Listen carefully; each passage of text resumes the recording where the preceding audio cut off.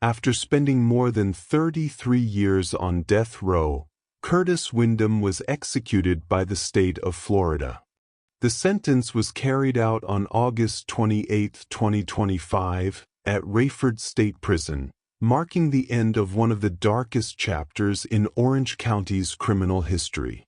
But the real question is this: how does a man go from being a family man, a father, and a friend, to becoming the cold-blooded killer at the center of a daylight massacre?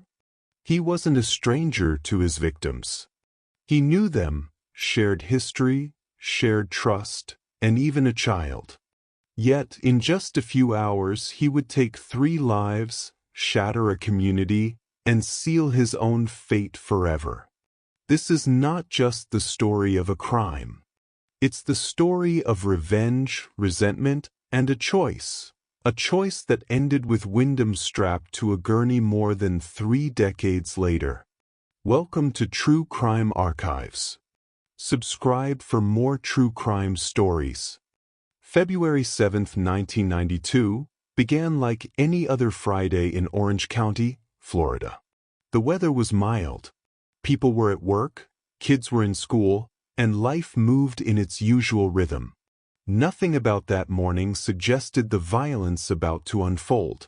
That same morning, Johnny Lee, a man in his 30s who survived on odd jobs, had a stroke of luck. At the dog track, he won a small prize, just $100. It wasn't much, but for him, it was worth celebrating. He told a few people, smiling, unaware that those words would reach the wrong ears. Elsewhere, Valerie Davis was at her Orlando apartment. She was in her early 20s, focused on raising her young son. Her relationship with Curtis had been rocky, with arguments and separations, but at that moment, she was simply a young mother trying to build a future. Her mother, Mary Lubin, had stepped out that morning to run errands. She planned to be back later, not knowing she would never see her daughter alive again. And then there was Kenneth Williams, a man with no connection to Valerie, Johnny, or Curtis. That morning he was simply walking home, a stranger to the drama, a man about to become collateral damage. Everything seemed calm. But beneath that calm, Curtis Windham was consumed by a single thought: revenge. Curtis Windham was 25 years old. To outsiders, he seemed ordinary, just another young man in Orlando trying to make ends meet. But inside, he carried resentment. He believed Johnny Lee owed him nearly $2,000, a debt that had lingered too long. And when he learned Johnny had won money at the dog track, something snapped. To Curtis, $100 wasn't just a small prize. It was proof. Proof that Johnny could pay him back, and that he was choosing not to. Curtis told a friend that Johnny was a dead man. He didn't yell. He didn't rant. He simply said that soon, people would be reading about it in the papers. That afternoon, he walked into a Walmart, calm and polite, and purchased a .38 caliber revolver. The store clerk later said nothing about his demeanor, which suggested trouble. He paid in cash, tucked the receipt away, and left. That gun would be used within hours. It happened quickly. Too quickly for anyone to react. Johnny Lee was standing by the roadside, chatting with 2 women. Curtis pulled up in his car, stepped out, and without a word, fired 2 shots. Johnny collapsed instantly. Curtis walked closer, pointed the revolver, and delivered the final shot, execution style, to Johnny's back. Then he left. No panic. No disguise. Just calm certainty. But he wasn't finished. He drove straight to Valerie Davis's apartment, the mother of his child. As he entered the complex, Valerie's friend, Cassandra Hall, happened to be there. She barely had time to process what was happening before she saw Curtis raise the gun. 1 shot. Valerie fell to the floor, dead instantly. Curtis didn't stop to explain. Didn't yell. Didn't argue. He simply turned and walked out. Outside, Kenneth Williams, a man with no connection to the feud, was on the sidewalk. Curtis looked at him, aimed, and fired into his chest. Kenneth collapsed but survived. Later, he testified that Curtis looked calm. Not angry. Not frantic. And then came the final act. Mary Lubin, Valerie's mother, returned home. She stopped her car at an intersection near the apartment. Curtis walked up, leaned toward her window, and shot her twice. Within a span of hours, 3 people were dead. 1 is critically injured, and an entire neighborhood was thrown into chaos. The sound of gunfire echoed through the area. 911 calls flooded in. Neighbors ran outside, terrified. Cassandra Hall called for help, her voice trembling as she described what she had just seen. Meanwhile, a group of men at a nearby bar spotted Curtis slipping through an alley, gun still in hand. They weren't armed, but they weren't about to let him escape. Several men wrestled him to the ground. They pinned him, struggling until police arrived. Curtis fought like a trapped animal but said nothing. When officers arrived, they pulled the revolver from his hand and handcuffed him. No chase. No standoff. He was caught just a few blocks away from where he had committed his final murder. By then, ambulances had arrived.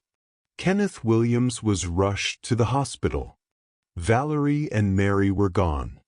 Johnny had died at the scene. The community fell silent. The killings were over. But for Curtis, the real battle had just begun. The trial began quickly. The evidence was overwhelming.